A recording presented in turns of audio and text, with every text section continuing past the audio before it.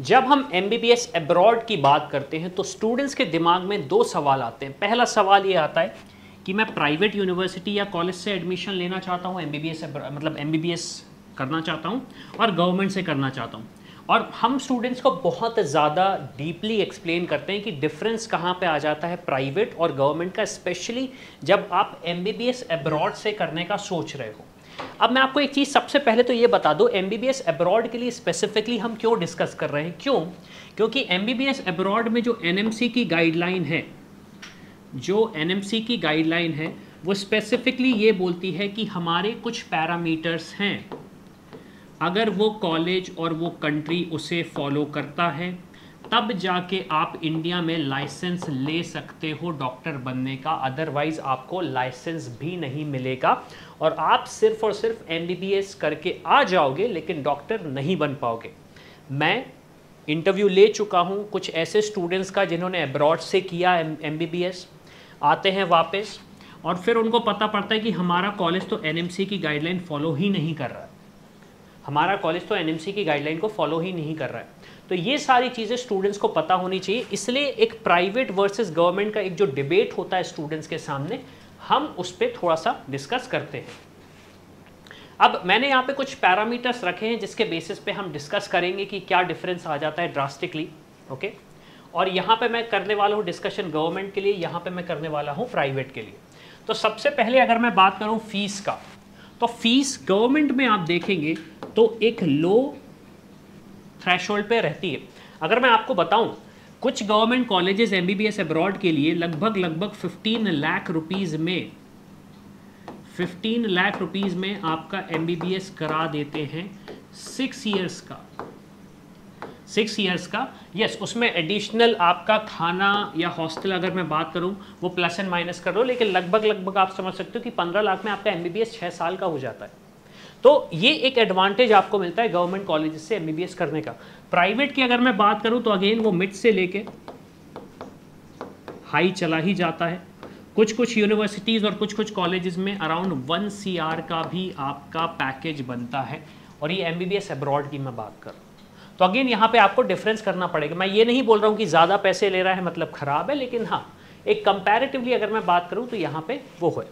फिर दूसरी चीज़ quality of education. तो क्वालिटी ऑफ एजुकेशन आपको एक चीज़ ये समझनी पड़ेगी कि ये वेरी करती है, लेकिन हाँ, अब्रॉड में अगर हम स्टूडेंट्स को भेजते हैं या फिर स्टूडेंट्स को सजेस्ट करते हैं तो अब्रॉड में क्वालिटी ऑफ एजुकेशन गुड रहती है गवर्नमेंट MBBS कॉलेजेस की, प्राइवेट की वेरी करती है। अब प्राइवेट की वेरी कैसे करती है? वेरी करने का मतलब ये हुआ कि अगर वो कॉलेज पुराना है तो अच्छा होगा, और अगर नया है तो फिर नए कॉलेज का तो क्या ही बोलना, जो सिचुएशन इंडिया में है वो अब्रॉड में भी होगी।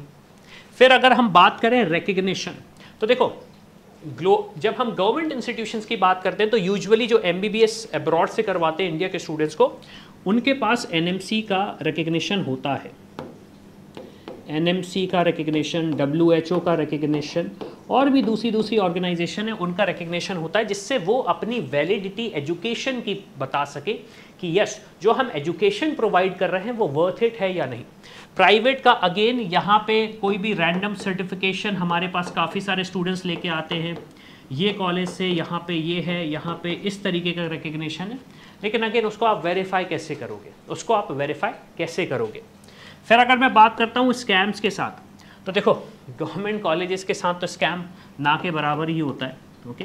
गवर्नमेंट कॉलेजेस में तो स्कैम ना के बराबर ही होता है, और उसका कारण भी मैं बता देता हूँ। गवर्नमेंट कॉलेजेस के साथ एक एडवांटेज होता है, वहाँ पे आपके साथ सबसे पहले तो लोकल गवर्नमेंट एसोसिएट होती है, और साथ साथ आपकी एम्बेसी भी एसोसिएटेड होती है, और एम्बेसी के पास भी बहुत सारा डेटा होता है, स्पेशली कॉलेजेस का, इन्फॉर्मेशन अबाउट कॉलेजेस का। तो यहाँ पे जो स्कैम हो जाता है स्टूडेंट्स के साथ, हमने फीस भरी और हमें पता पड़ा कि ये कॉलेज तो एग्जिस्ट नहीं करता, ये चीज़ें गवर्नमेंट कॉलेजेस के साथ नहीं होती हैं। प्राइवेट के साथ होने के चांसेस बढ़ जाते हैं। क्योंकि स्टूडेंट्स मिसगाइडेड हो जाते हैं, उन्हें बहुत सारी चीज़ें बताई जाती हैं और उन कारणों से स्टूडेंट मिसगाइड हो जाते हैं और स्कैम होने के चांसेस हो जाते हैं। लेकिन हाँ, मैं ये नहीं बोल रहा हूँ कि हर प्राइवेट कॉलेज में ऐसा होगा। फिर आता है NMC अप्रूवल। तो यस, बहुत सारे कॉलेजेस में होता है, गवर्नमेंट मेडिकल कॉलेजेस में, और ऐसा नहीं, बहुत सारी कंट्रीज़ के कॉलेजेस में है ऐसा। प्राइवेट कॉलेज का वेरी करता है कि वहाँ पे एनएमसी का अप्रूवल है या नहीं, क्योंकि एनएमसी ईजिली अप्रूवल नहीं देती है। एनएमसी इसलिए प्राइवेट कॉलेजेस को अप्रूवल नहीं देती, क्यों? क्योंकि सिचुएशन सेम रहता है प्राइवेट कॉलेज का दूसरी कंट्रीज़ में भी जिस तरीके से इंडिया में है।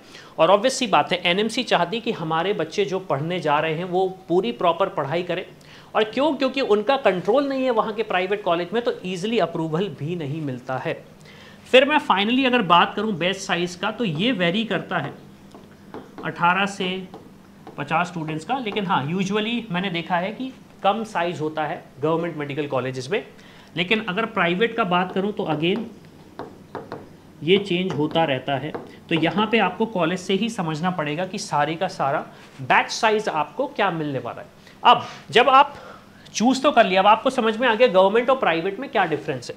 एक पैरामीटर और है जिसके बेसिस पे हमें डिस्कस करना चाहिए, जो कि स्टूडेंट्स डिस्कस नहीं कर पाते। क्यों? क्योंकि उन्हें पता ही नहीं होता, उन्हें पता ही नहीं होता। एक जो पैरामीटर है जिसे हम बोलते हैं FMG passing ratio, FMG passing ratio.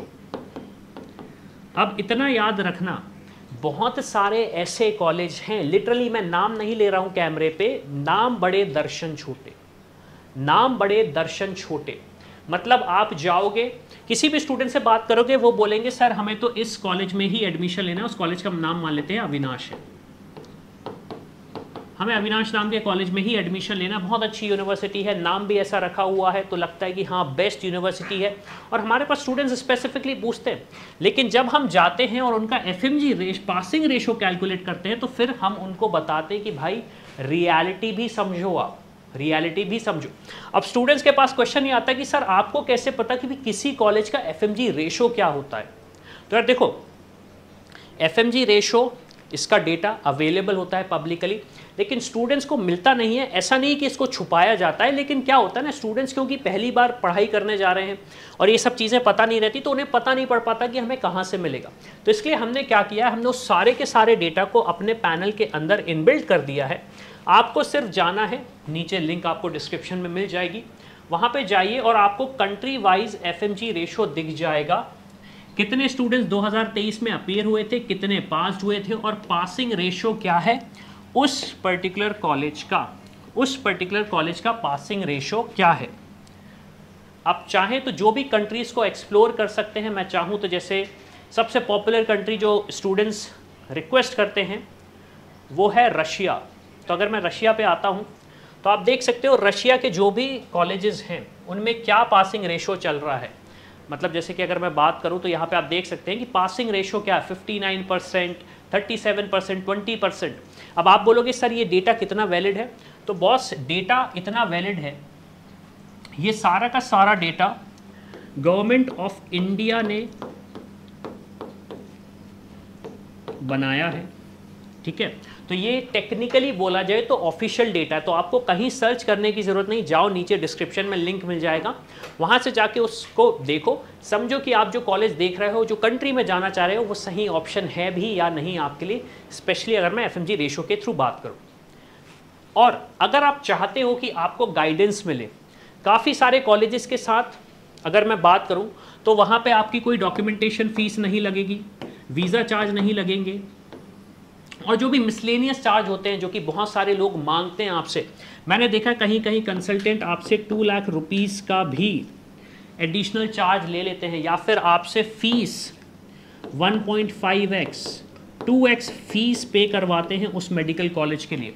तो अगर आप इन सारी चीज़ों से बचना चाहते हो, हमारे पास एक स्पेशल ऑफ़र चल रहा है कुछ स्पेसिफिक स्टूडेंट्स के लिए ही, जिनको हम ऑफ़र करेंगे, जिसमें आपको हम डॉक्यूमेंटेशन चार्ज नहीं देंगे, मतलब लेंगे, वीज़ा चार्ज नहीं लेंगे, सारा का सारा हम प्रोसेस करके देंगे। आप जैसे जानना चाहते हो, जिस कॉलेज के बारे में जानना चाहते हो, आप उसके लिए प्रोसेस करवा सकते हो। लेकिन हाँ, उसके लिए आपको करना ये पड़ेगा, आपको हमारी टीम को रीच आउट करना पड़ेगा। ये QR कोड है, इसको स्कैन करिए या फिर जाइए डिस्क्रिप्शन में, वहाँ पे जाके आप अपने डिटेल्स फिल करिए, किस कॉलेज में जाना चाहते हो, क्या है आपका बजट, नीट में क्या रैंक है, क्या स्कोर कार्ड है, ये चीज़ बताना ज़रूरी। लेकिन हाँ, सबसे इंपॉर्टेंट चीज़, अगर नीट में क्वालिफाइड नहीं हो तो हम आपको हेल्प नहीं कर पाएंगे।